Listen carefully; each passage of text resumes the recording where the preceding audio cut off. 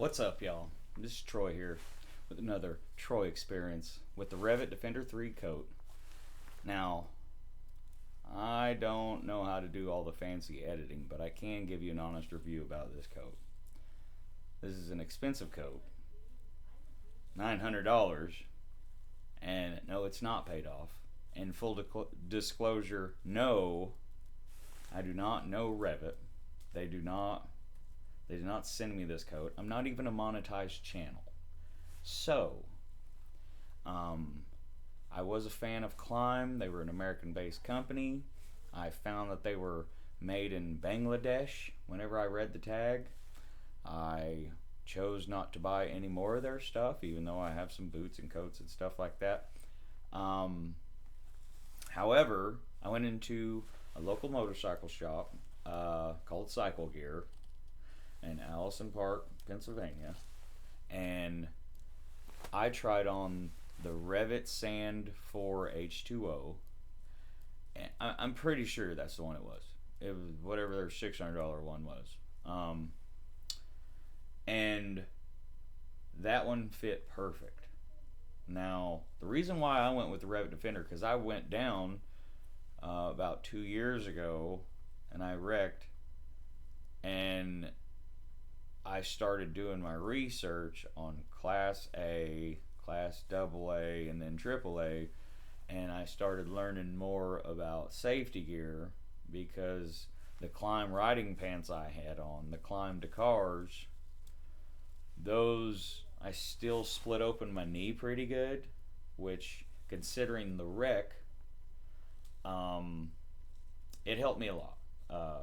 But I slammed into a van because they pulled out in front of me at about 35. I slid and slammed into a van with my shoulder, and the pants, I still split open my knee and got a couple stitches. So I started learning. I didn't get any road rash. I had on a shirt because it was 95 degrees and I was hitting the trails, and so I didn't have on my riding coat. So anyways, I started doing my research, and I tried on the Revit brand. This is a double XL, and so since it's European, made from the Netherlands, it's gonna fit a little different. And I like the more fitted, because the adjustment right here on the side works a lot better for my build. And I was definitely more interested in this, and I'm very happy with the purchase. And I went with this one.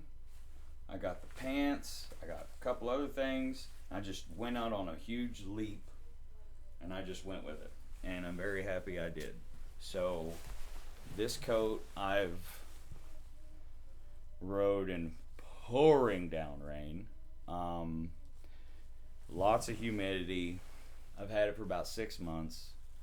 The venting on it is amazing. Whenever you can lift this one, you can zip it up and open that. Helps a ton. And the vents on the back, you slide it open, helps a ton. Is a lot of air. Would I wear this in the summer? Probably not, because I'm a hot dude just on my own. So this in the summer is a lot. However, in the winter, with the Goretex lining, as low as wind chill of 19 degrees, it still, I was tolerable. The thermal lining in it, however, is just a little too bulky with all 3 layers. I normally just wear a long sleeve t-shirt or thermal. I do tree work for a living. I work outside, so I normally just wear a long sleeve shirt or thermal underneath this. With this thermal liner that snaps in real nice, has a lot of great attachments and all that stuff. It's good quality, but it's just not enough room for whenever you're getting on and off the bike, and I got a backpack on. And again, that's a 2009 Husqvarna 510 dual sport, but still Um, it there just ain't much room to move for me and my build, and but still, even with these two, because we all know how breathable Goretex is, I'm still very warm with these on, and temperatures as low as that. The fitment, the adjustability on the forearms is awesome. I just can't say enough about the quality, the zippers, all over it. Some small gripes would be how the Goretex, whenever these are all clipped together, because I wear a helmet gaiter that goes over face mask and neck gaiter all in one that comes down to here to block the cold air. It gets a little bulky if this button that slides over, if it just had a little further over, it'd be a little more comfortable, which it does button. It just feels a lot of pressure on your neck. Not choking you by any means, but it's just slightly, a little over a little bit. But again, the venting with this and the vents on the back are awesome. One thing that they did add that I found out about is this right here. Whenever you zip it to this, instead of using the full, of course we have the Goretex liner, instead of using the main zipper in the front, this one right here gives you because it still rains so much here, it gives you this extra venting of this mesh. Somebody mentioned it in another jacket they had, and they implemented it into this one, and it is super nice. Even with it raining, it still let air through because, again, the breathable Goretex. So this is a huge addition to the newer version, and just for my build and the adjustability for the coat, and again, it's double XL. All the pockets, the nifty zippers, I just can't say enough amazing stuff about it. I don't want this to be too long of a video. Again, they didn't send this to me.